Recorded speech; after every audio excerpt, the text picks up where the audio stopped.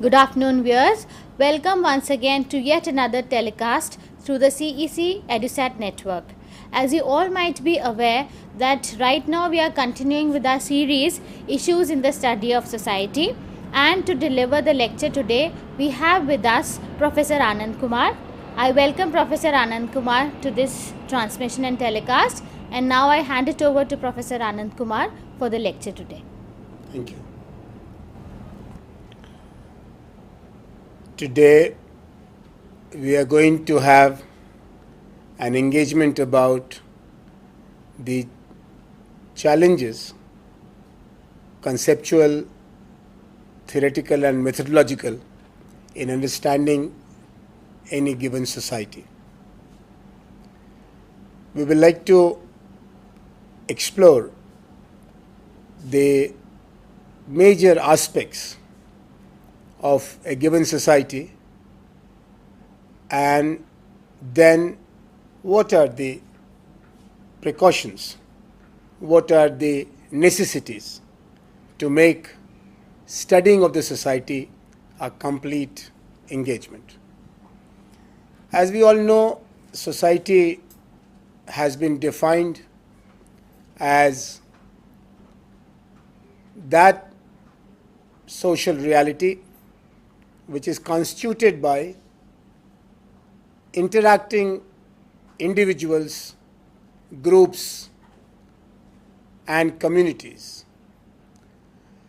This interacting set of individuals, groups, and communities is related with each other on the basis of three things: value system, which guides us about the ideal, the desirable, the unacceptable, and the resistible. The institutions, which create the basis for fulfillment of the individual and social needs as members of a society. These institutions are there in all walks of life, in all spheres of society, particularly the economic, political, cultural, and social. Then we have processes which are given way of doing a particular thing or to relate with each other in social way. For example, if I want to learn, the process is learning, which is carried out through institutions of schools and colleges and universities around the value of knowledge. Similarly, if the society wants to have discipline, then the process is socialization as well as social control, and the institutions are schools, political parties, media, government, as well as various control institutions like jail, hospital, prison, and the value of order and discipline and interdependent coexistence. So the first step in studying any society is try to look at the value system which creates the ideological framework of a given society or value systems, because it is not necessary that a society has a common value system. There may be competing value systems, but no society can exist without values and therefore value systems. Then we must look at the institutional framework. And these institutions which create the framework are to be found in the realm of private as well as public engagements, right from food and sex to power and authority. Every aspect of life is covered by a definite set of institutions.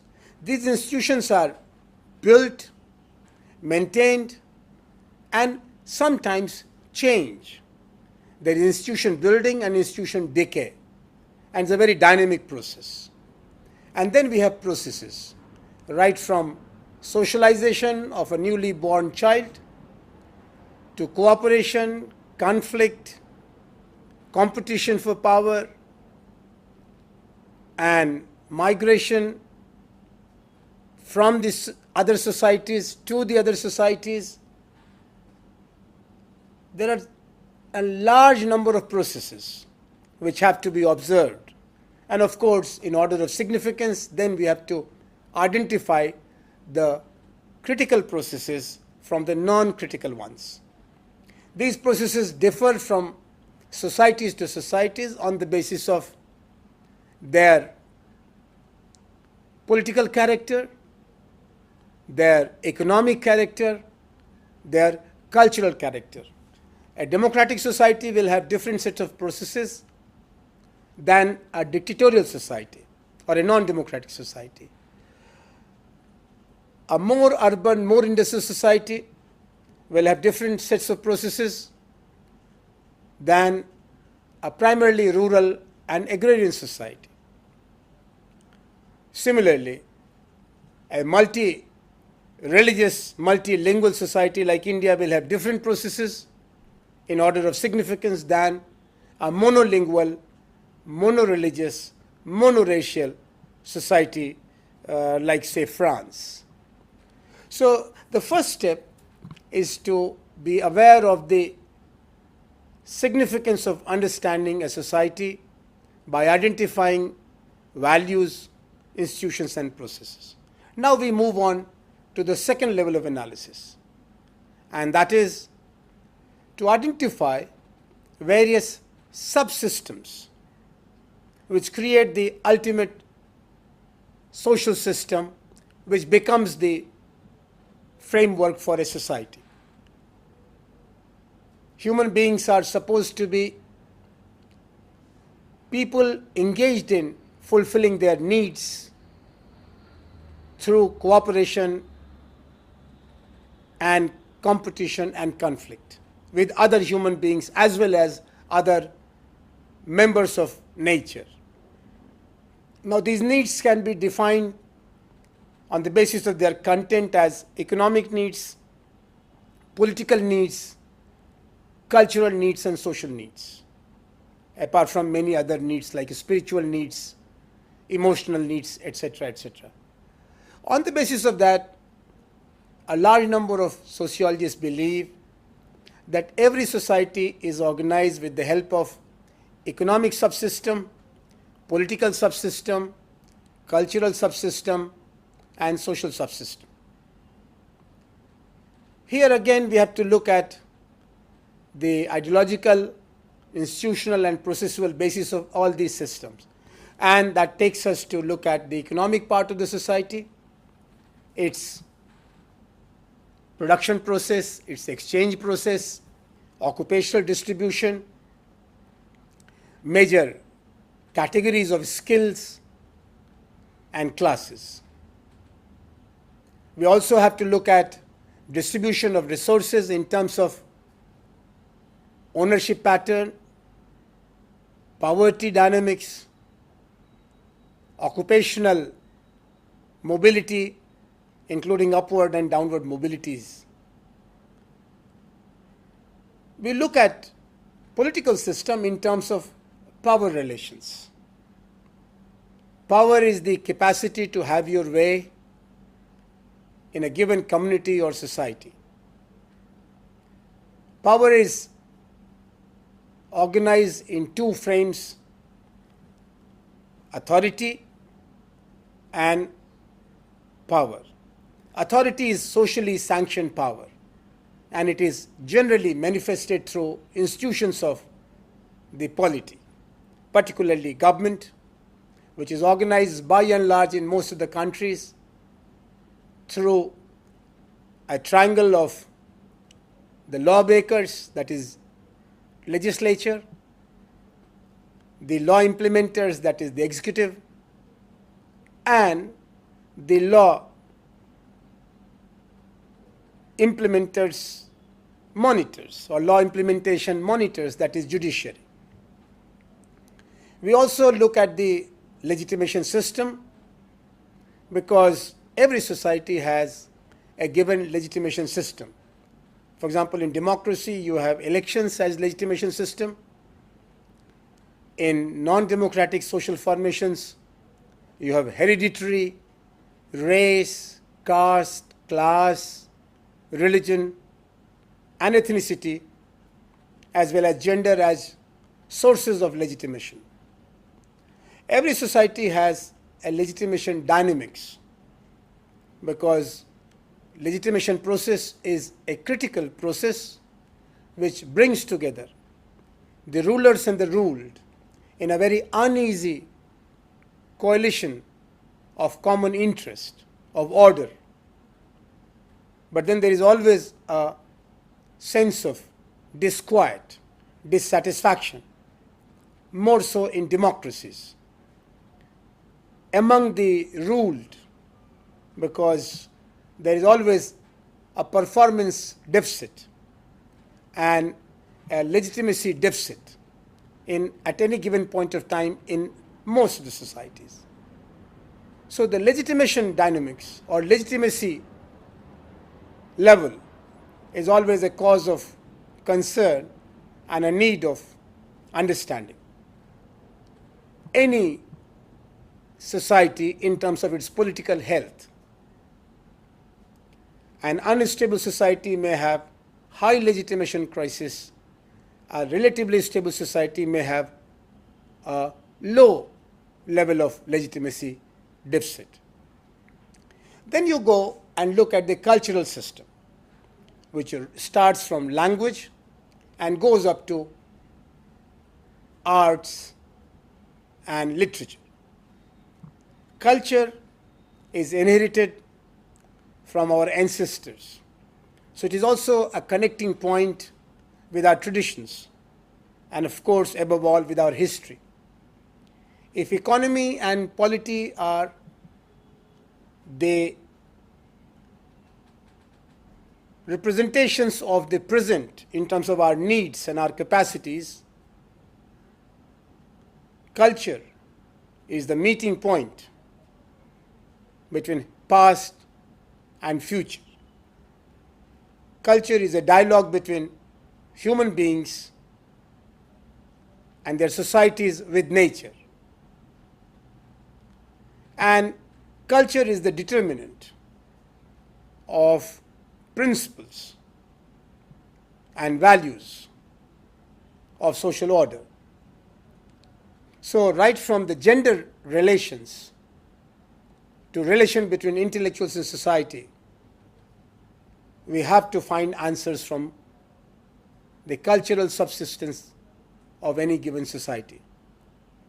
Here we have very eminent role of culture personalities, creative writers, artists, thinkers, and cultural activists.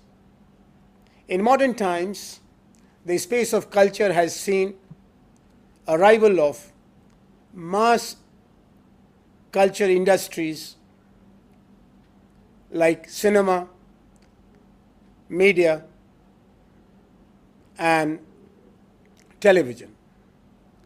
it is making us more and more homogeneous because they are mass oriented. And this is a very important aspect of any given society. By looking at the cultural grammar or configuration of a society, we can understand its social, political, and economic texture. Culture is also the domain of conflicts about values, about institutions, about processes. For example, the issue of status of women in society is as much related with culture as it is related with economy, polity, and society. Similarly, culture is the meeting point of tradition and modernity, and therefore we have to pay attention to the cultural composition and context of a particular society, which is our object of understanding and analysis. After looking at this second level of analysis in terms of economy, polity, society, and culture, then we have the need of conceptualizing and categorizing a given society in comparative terms. We have two dimensions of comparison, the time dimension and the space dimension. A society has to be and can be and should be compared with its own past in terms of then and now to understand the dynamics of social change. There is no society which is not engaged in social change. Continuity and change is an essential part of social reality. Then we also have to look at a society at a given point of time in comparison with other societies, because just like human beings constitute a society by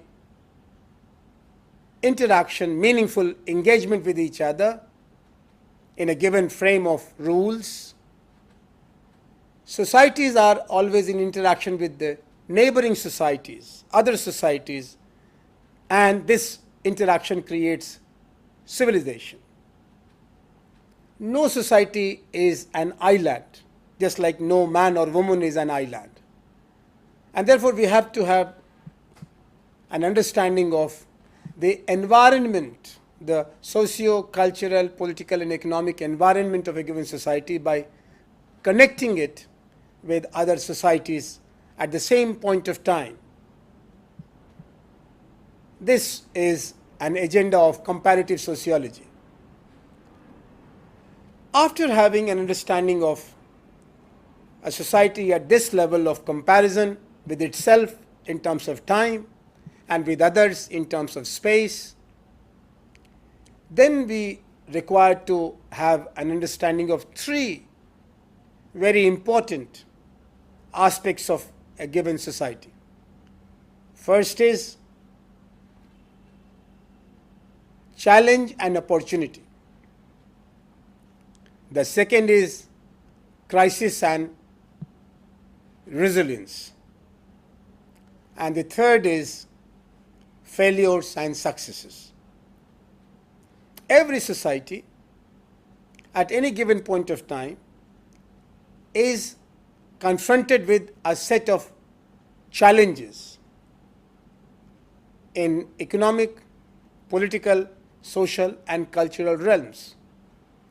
These challenges are also opportunities. Opportunity of self-analysis, introspection, and initiating changes or maintaining order. The second level of social reality is crisis and resilience related facts and situations. At any given point of time, there is presence of some kind of crisis And of course, it is also a basis for showing resilience in face of the crisis.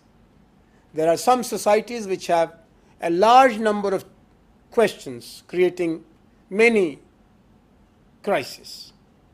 There are other societies which are relatively crisis-free. But we cannot have a society which is full of crisis and no capacity of resilience, because then it will be nearly catastrophe. And most of the societies have shown some capacity of resilience, even under subjugation or situations of conquest. For example, India and most of the countries of Asia, Africa, and Latin America were subjected to foreign invasions and foreign rule for a very long time. But they also demonstrated resilience in terms of language, culture, and value system. Of course, a society with great amount of crisis will become more and more conservative, more and more change resistant, and a society with less number of crises will be more self-confident and therefore more capable of undertaking journeys of change in economy, polity, culture, and society. Then the third very significant sociological question has to do with continuities and changes. We see a society in two ways. One is a photographic snapshot view. We freeze the time and we present the description as if we are looking at a photograph. The other is a dynamic presentation where we see processes as more important than appearance. And here we look at processes in terms of flow of time in different spheres at different levels. At the same time, we also have to notice changes. There are very few societies which are changeless. The changes are manifested at two levels, micro and macro. Micro changes are at the level of family, marriage, household.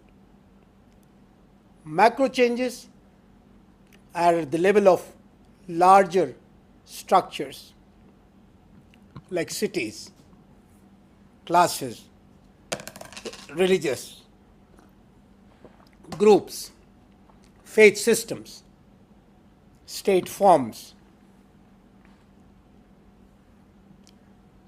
These are the domains of changes. They are also at the level of primary and secondary structures.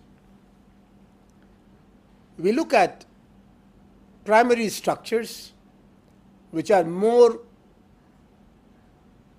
close to our daily life, and they define the components of community life. The secondary structures are more at the level of society. A sociologist from Germany, Tönnies, and then another one from Germany again, Zimmel, they have talked about community and society, and generally they have found that modernization has created a direction of change from community to society, from primary group to secondary group, from informal to formal frame of interaction and relationship. This has been also described by another sociologist from France who interrogated the emergence of modern societies as a journey from a system of mechanical solidarities to organic solidarities. Some other sociologists have talked about this phenomena as a shift from simple society to complex societies.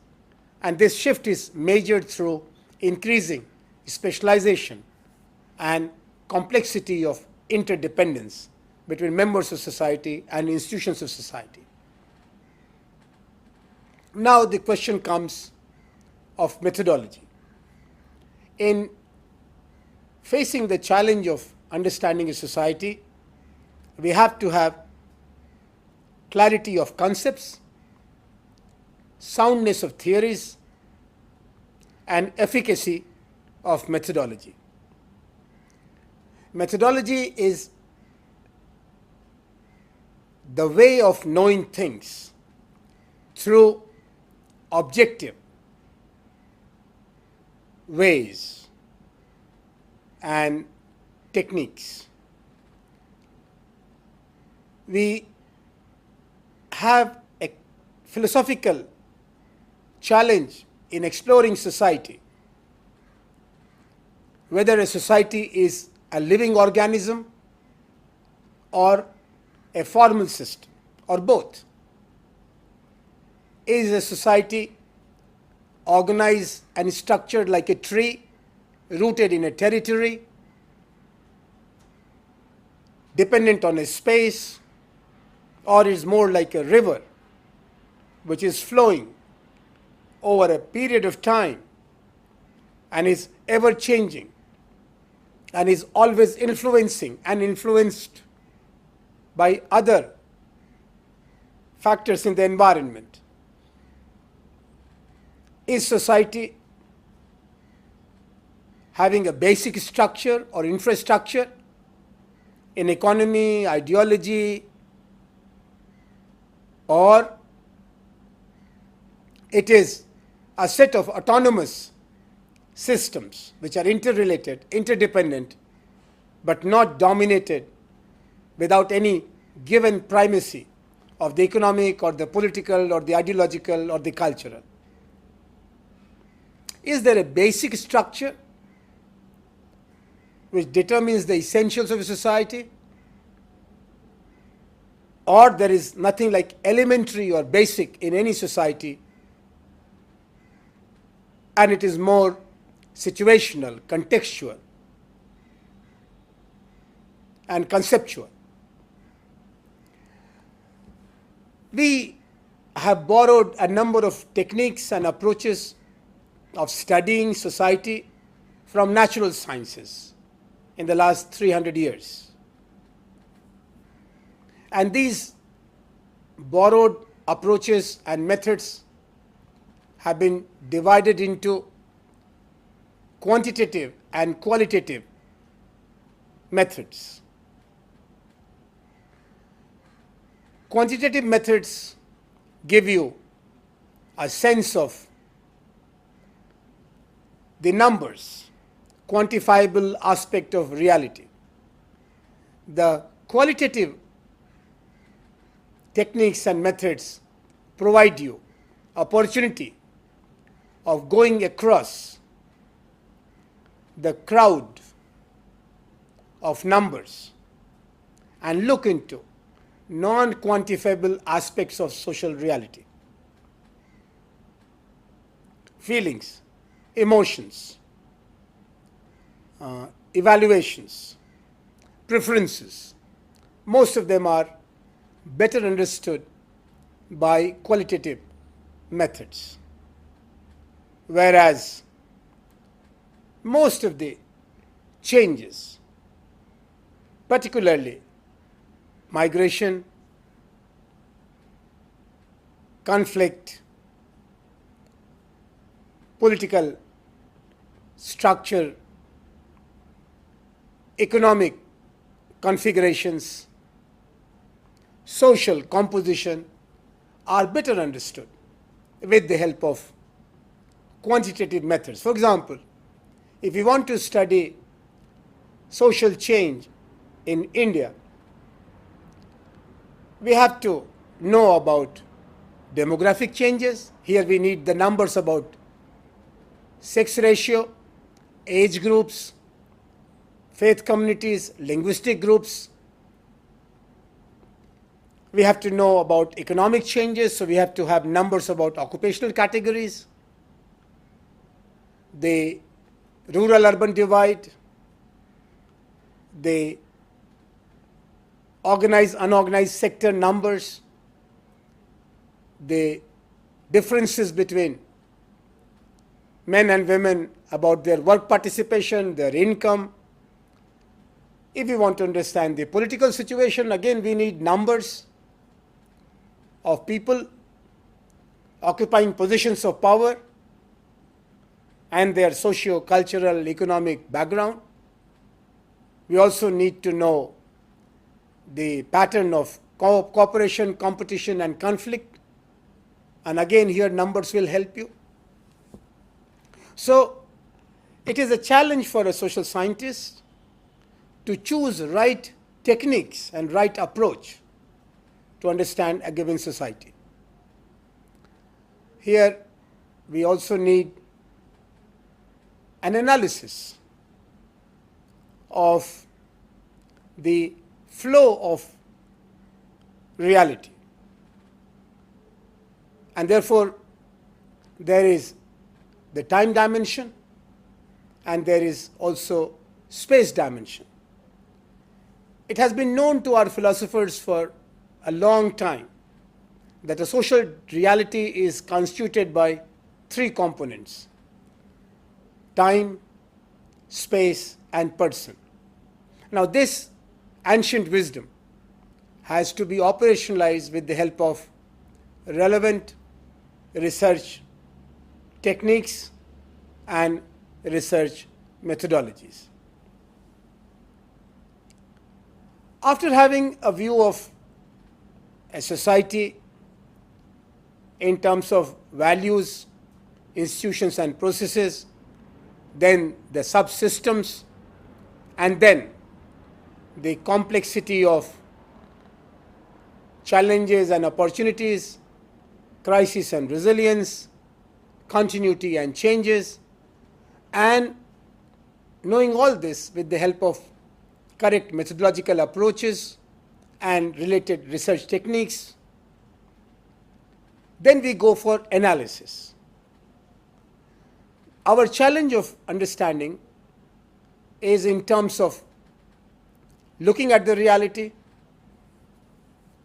capturing it with the help of clear concepts, then connecting the concepts in understandable manner with help of existing theories, and then classifying it for a common person's understanding. So observation and classification are the two necessary requirements for generalization about any reality or a complex of realities. It is interesting that this exercise has been going on since time immemorial, because man is supposed to be a questioning animal. What is it? How it is? Why it is?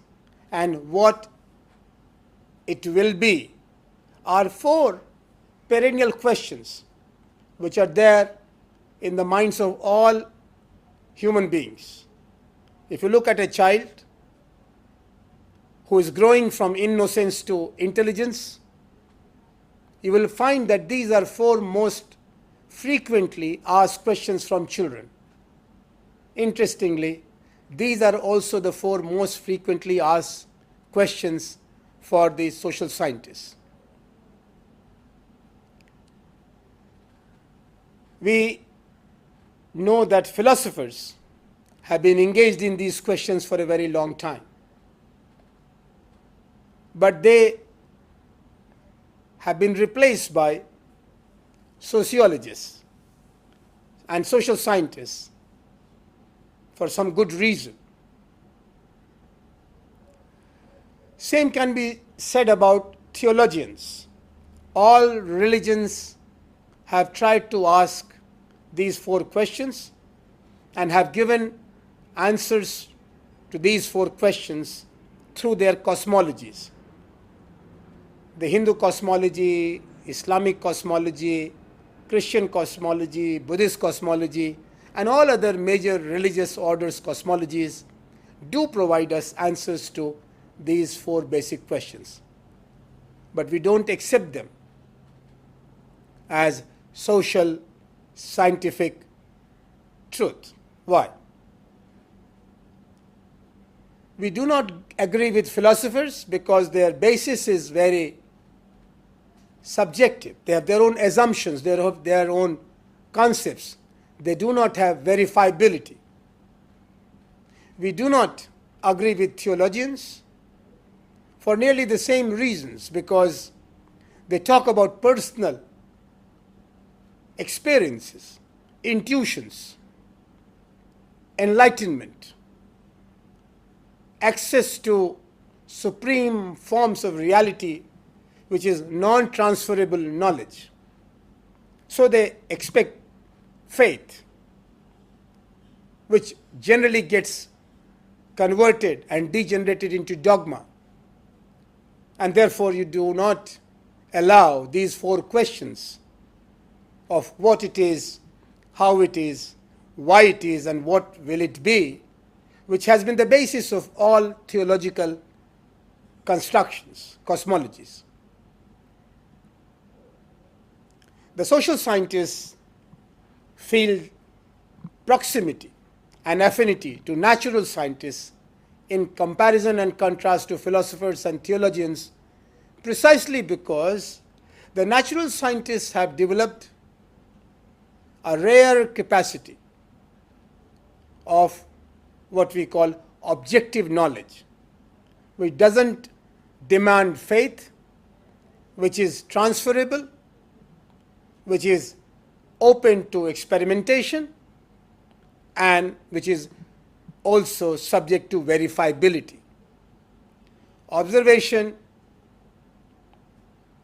experimentation, classification, and verification are 4 common elements of the method of inquiry between social scientists and natural scientists. But this is where the commonality ends, because natural scientists are engaged in studying natural phenomena, which is there out in the nature, whether it is laws of physics or principles of biology. We do get reality in nearly uncontaminated form without any space for or role for subjectivity. Human beings and their societies are object of analysis by social scientists. No social scientist has the capacity of complete detachment as it is possible for a natural scientist. This irreducible subjectivity and attachment makes our task more complex and more difficult than natural scientists.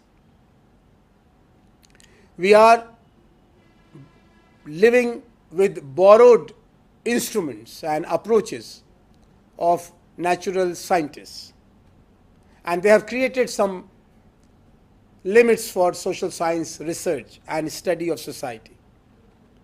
One of the limits is limits of empiricism. The other is the limit of historicity. Empiricism creates the framework for inquiry, where we are able to study things as far as they can be converted into empirical facts, which are measurable. But if there are facts which are non-empirical, non-measurable, then empiricism becomes our boundary of inquiry. Similarly, historicism creates a foundation on the basis of human memory and civilizational experiences. But it also creates a limit, because if there is a phenomena which was never there in the past of a given society or number of societies, then we as social scientists become handicapped, challenged, incapable of making an intelligent analysis of this phenomenon in the making. The example could be from biological or technological innovations, or philosophical and spiritual principles. It was asked by somebody to Mahatma Gandhi that there has been never any memory of a society based upon principle of truth and non-violence. So how you argue about efficacy and desirability of satyagraha as the basis of creating a better society? The answer of Gandhi was a challenge to social scientists and their methodological limitations, when he pointed out that there is no basis to believe that if something has not taken place in the past, it will not take place in the future. Future is limitless. And therefore, if we cultivate goodness today, we will have a good society tomorrow, even if there was no memory of a perfect society yesterday or till yesterday. Something similar was argued by Karl Marx through his theory of historical materialism in the context of his faith and hope that the society will move from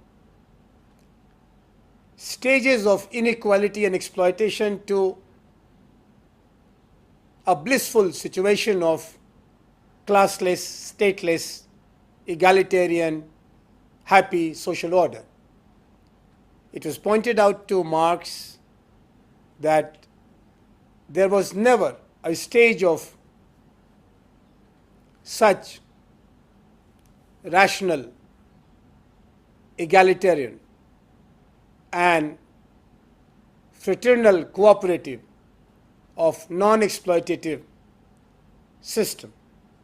Marx argued that probably there were certain elements of a communist society in primitive times when we did not have institution of private property and institution of states. They evolved over a period of time in conjunction with each other and vitiated the whole social life with hierarchies and inequalities and exploitations through asymmetrical power relations. Now we see that there are principles which have taken root around capitalism, which have the potential of making a great transition to socialism and communism. But the social scientists will always look at Gandhi and Marx and other similar optimists about human goodness and social harmony as part utopian, part empirical. I think sociologists also have a third methodological limit, and that has to do with not techniques of study, but conceptual an theoretical kit or paradigm. In our knowledge system, we are aware that social sciences have primarily grown around Western intellectual engagements since 17th and 18th century. Then these concepts and categories and theories, along with their methodological apparatus, got transplanted or transported to the colonized countries like India, Argentina, Brazil, South Africa.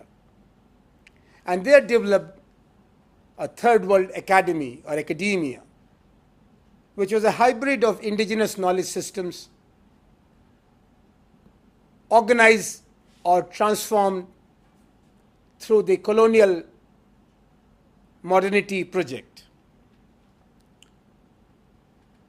But there is Eurocentricity through and through in most of the social sciences, ranging from economics to sociology.